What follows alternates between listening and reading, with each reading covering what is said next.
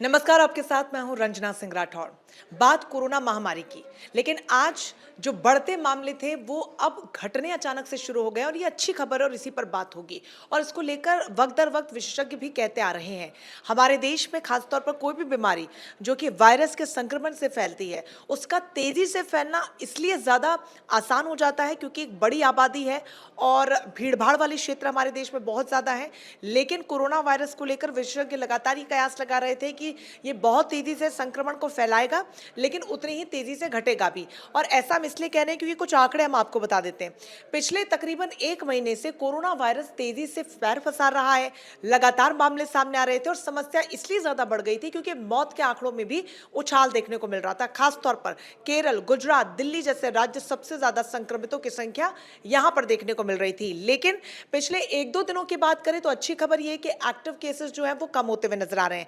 15 जून यानी रविवार को कुल 7,383 एक्टिव मामले थे, जो कि अगले दिन यानी 16 जून को घट गए और घटकर 7,264 हो गए। ये आंकड़ा कम हुआ है। इसके बाद 17 जून को इसमें और भी ज्यादा गिरावट आई है और अब कुल एक्टिव केसेस जो हैं वो 6,836 रह गए, यानी कि हर दिन के हिसाब से एक्टिव केसेस कम हो रहे हैं। हालांकि एकदम से आपको रिलैक्स होने की भी जरूरत नहीं है क्योंकि ये संक्रमण है और चूंकि ओमिक्रॉन का सब वेरिएंट डॉक्टर्स लगातार कहते आ रहे हैं कि ये संक्रमित ज्यादा तेजी से करता है। इसके असर उतना ज्यादा इसका नहीं होता, ये इतना ज्यादा आक्रामक नहीं है, इसके लक्षण उतने ज्यादा खतरनाक नहीं है, हल्के फुल्के, लेकिन ये संक्रमण बहुत तेजी से करता है। इसीलिए अभी भी डॉक्टर्स कह रहे हैं कि आंकड़े जरूर घट रहे हैं, लेकिन आपको बचाव करते रहना है। हालांकि एक रिपोर्ट जो सामने आई उसमें यह भी बताया गया है कि कोविड पॉजिटिव होने के बाद भी अगले 1 साल तक, मतलब आप ठीक भी हो जाएंगे तो 1 साल तक जो क्वालिटी ऑफ लाइफ है वो आपकी अफेक्ट होती है।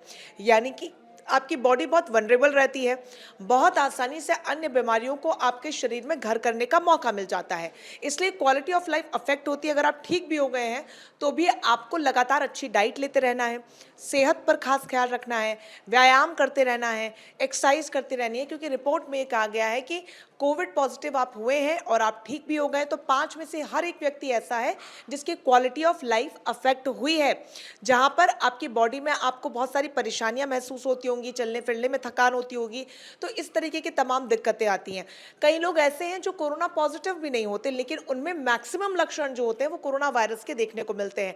ऐसे में भी आपको अपना बहुत ज्यादा ख्याल रखना। अगर आपको लग रहा है कि हमने भाई साहब 1 बार टेस्ट करा दिया, 2 बार टेस्ट करा दिया, हम तो पॉजिटिव ही नहीं आ रहे, और आप एकदम रिलैक्स हो जाएं, तो डॉक्टर्स इन केसेस में लोगों को ज्यादा सलाह देते हैं कि नहीं, आपको बैक सीट नहीं ले लेनी है, आपको और भी ज्यादा एडवांस एहतियात बरतने की जरूरत है। क्योंकि आप पॉजिटिव अगर नहीं आ रहे हैं लेकिन लक्षण आप में वही हैं जो कोरोना वायरस के होते हैं, तो ये भी एक गंभीर समस्या हो सकती है। इसलिए ऐसे लक्षण ही आपके शरीर में ना आए, ये बहुत ज्यादा जरूरी है। अब बात हमारे देश भारत की कर लेते हैं। आंकड़े जरूर कम हो रहे हैं, लेकिन अगेन जैसा कि डॉक्टर्स कह रहे हैं कि आपको बिल्कुल रिलैक्स नहीं होना है, क्योंकि एक बहुत बड़ा देश है, 125 करोड़ की लगभग आबादी है और यहाँ पर किसी भी संक्रमण का पैर पसारना आसान हो जाता है। और कोरोना एक ऐसी बीमारी है जिसमें जो उसका वायरस से म्यूटेट होकर हर साल अलग अलग रूप में सामने आता है। जब पहली दफा कोरोना वायरस का जब पहला केस जनवरी में जब 2020 में हमारे देश में देखने को मिला था, तब यही कयास लगाए जा रहे थे कि अगर भारत में, दुनिया के कई देशों में तब तक कोरोना ने एंट्री मार चुकी थी, लेकिन कयास ये लगाए जा रहे थे कि अगर भारत में ये एंट्री करता है तो तबाही बड़े स्तर पर होगी। और तबाही हुई भी। करोड़ों की संख्या में लोग पॉजिटिव हुए और लाखों की संख्या में लोगों की जान भी चली गई। इसीलिए अगर ये एक बार फिर से जो आंकड़े हमने आपको बताए कि 15 जून को जो आंकड़ा था 7,800 का, वो कम होकर लगभग 16 जून को 7,600 तक रह गया, और 17 जून की बात करें तो वो 6,864 पर आ गया। यानी कि दिन प्रतिदिन आंकड़े जो है वो कम हो रहे हैं, जो कि अच्छी बात है।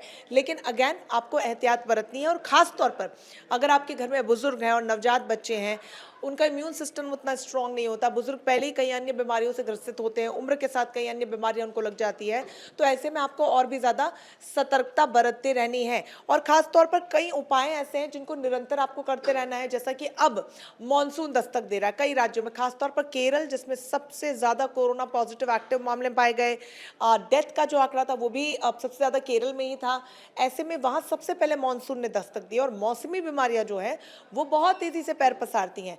एक तो मौसमी बीमारियां और दूसरा कोरोना वायरस, और इन दोनों का जब मिलन होगा, ये दोनों जब मिलेंगे तो कितना ज्यादा घातक रूप इख्तियार कर सकते हैं, ये आप समझ सकते हैं इन दोनों फैल रही बीमारियों के जरिए।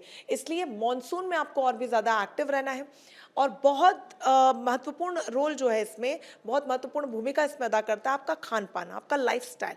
उसको आपको बेहतर करना है क्योंकि मॉनसून में थोड़ा-सा आप लेज़ी फ़ील करते हैं, हर कोई रिलैक्स करना चाहता है, आराम से बैठना चाहता है, लेकिन आपको ध्यान रखना है कि आप खा क्या रहे हैं क्योंकि बाहर में खास तौर पर जिस तरीके से बीमारियां तेज़ी से पैर पसारती हैं, तो आपको अच्छा घर का बना खाना है, डाइट अच्छी लेनी है और एक्सरसाइज, व्यायाम सबसे ज़्यादा इंपॉर्टेंट है, वो आपको निरंतर करते रहना है।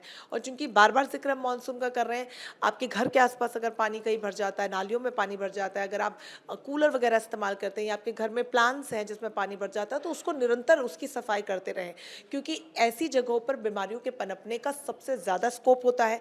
और चूंकि जो लक्षण है कोरोना वायरस के, वो किसी अन्य मौसमी बीमारी जैसी हैं, जैसे आपको सामान्य सा फ्लू हो सकता है, आपको जुकाम हो सकता है, बुखार हो सकता है। तो अगर आपको मौसमी बीमारी ही ना लगे तो कभी आपको इसकी संभावना ही नहीं होगी कि कोरोना वायरस भी आपको अटैक कर सकता है, क्योंकि कोरोना वायरस से अगर आप ऑलरेडी पॉजिटिव भी हैं तो आपके लिए और भी आसान हो जाता है अन्य बीमारियों को अपने शरीर में इन्वाइट करना, क्योंकि ऐसा शरीर जो ऑलरेडी कोरोना पॉजिटिव हो चुका है बहुत ज़्यादा आसान होता है। और जब घर में बुजुर्ग हैं तो उनके लिए तो समस्या और ज़्यादा हो जाती है, क्योंकि कई गंभीर बीमारियां होने के साथ बॉडी, आपका शरीर जो है वो बहुत वनरेबल हो जाता है। ऐसे में डॉक्टर्स बार बार आपको ये सलाह देते हैं कि अगर आप कोविड पॉजिटिव नहीं भी आ रहे हैं लेकिन वो लक्षण आपके शरीर में देखने को मिल रहे हैं, तो आप उसका उचित उपाय करें, आप विशेषज्ञों के पास जाएं, आप डॉक्टर को कंसल्ट करें। सिर्फ घर बैठ के यूँ रिलैक्स ना हो जाएं कि आपने तो भाई साहब टेस्ट करवाया था और आप पॉजिटिव नहीं आए, तो अब आपको किसी भी तरीके से मेडिकेशन नहीं लेना है या आपको अच्छा डाइट नहीं रखना है। इन्हीं सब वजहों से हर साल आप देखिए कि अचानक से कोरोना लौट आता है। ये लापरवाही यहाँ है जो इसको इन्विटेशन देती हैं और एकदम से कोरोना आता है। और चूंकि अलग अलग वायरसेस होते हैं और वायरसेस सब वेरिएंट्स जो होते हैं वो तेज़ी से संक्रमण फैल, जैसे हाल ही में जो ओमिक्रॉन का सब वेरिएंट JN.1 फैल रहा था, उसके संक्रमण करने की जो दर थी वो सबसे ज़्यादा थी, इसीलिए समस्या बढ़ गई क्योंकि एक्टिव केसेस एकदम से बढ़े। खासतौर पर जिन राज्यों का जिक्र हमने किया, केरल की बात करें, गुजरात की राजधानी दिल्ली की अगर हम बात करें, महाराष्ट्र की हम बात करें, तो वहाँ पर सबसे ज़्यादा तेज़ी से एक्टिव केस देखने को मिल गए। ऐसे में लोगों को लगा क्या ये कोरोना वायरस जो कोरोना लौट कर आया है, क्या वो पिछली 3 लहरों जैसा ही आक्रामक होगा, उतना ही घातक और उतना ही विनाशकारी होगा? क्योंकि डर लोगों के जहन में बैठना लाजमी है, क्योंकि वो दौर आज भी हम सभी के आगे घूमता रहता है, वो आंखों से ओझल नहीं होता जो हमने 2020, 2021 और शायद 22 में भी देखा। लाखों की तादाद में लोगों ने जान गंवा दी, करोड़ों की संख्या में लोग पॉजिटिव हुए थे और शायद इन्हीं लापरवाहियों की वजह से हुए थे। हालांकि जब पहली दफ़ा कोरोना हमारे देश में एंट्री करा तब शायद किसी को समझ में ही नहीं आया कि बीमारी है क्या, इसको ठीक कैसे करें, इसके लक्षण क्या है, क्या उपाय करें। तब तक कोई दवाई भी उसको लेकर नहीं थी, विशेषज्ञ जो थे, डॉक्टर्स थे, वो भी कंफ्यूज थे। लेकिन जब दूसरी लहर आई तब तक हमने उसके खिलाफ टीकाकरण अभियान का युद्ध स्तर पर काम शुरू कर दिया, हर किसी को वैक्सीन लगी। और उसके बाद जब तीसरी लहर आई तो मामले बहुत कम देखने को मिले और वैक्सीन ने बखूबी अपना जो अहम किरदार है वो वहां पर निभाया। लेकिन इस बार जो कोरोना तेजी से फैल रहा था, हालांकि अभी भी उसके मामले सामने आ रहे हैं, हालांकि 15 जून से 17 जून के आंकड़ों को अगर आप देखें तो बहुत ज़्यादा अंतर देखने को मिलता है और ये अच्छा अंतर है क्योंकि वो आंकड़े एक्टिव केसेस के कम हुए हैं। लेकिन वैक्सीन का जो असर है वो इस पर नहीं हो रहा है, ऐसा डॉक्टर्स का इसलिए कहना है क्योंकि हर वायरस का अपनी एक वैक्सीन होती है, अपना एक प्रोपोर्शन होता है दवाइयों का और हर साल उस पर रिसर्च करने की ज़रूरत है। लेकिन चूंकि एक्सपर्ट्स कहते हैं कि रिसर्च में बहुत ज़्यादा खर्चा आता है, इसलिए हर साल उसे नहीं किया जा सकता और इसीलिए उसका टीका भी हर साल नहीं बन सकता। लेकिन फिर भी जिन लोगों ने पहले से टीकाकरण करवाया है उनके लिए फिर भी जो स्थिति थी वो थोड़ी ज़्यादा बेहतर थी सामान्य से। ऐसे में अब आने वाले समय में न जाने कोरोना किस रूप में वापस से आपके सामने दस्तक देगा। ऐसे में आपको बहुत ज़्यादा सतर्क रहना है और चूंकि टीका कब बनेगा, नहीं बनेगा, अगला टीका कभी आएगा भी या नहीं, उसको लेकर स्थिति अभी साफ नहीं है। इसलिए आप अपने एंड से ये कर सकते हैं कि अच्छा खा सकते हैं, व्यायाम कर सकते हैं और बहुत खुश रह सकते हैं, क्योंकि एक खुशी जीवन ही जो होता है वो आपके एक हेल्दी लाइफ का आधार होता है। फिलहाल के लिए मेरे साथ बस इतना ही, फिर मुलाकात होगी, इजाज़त दीजिए, नमस्कार।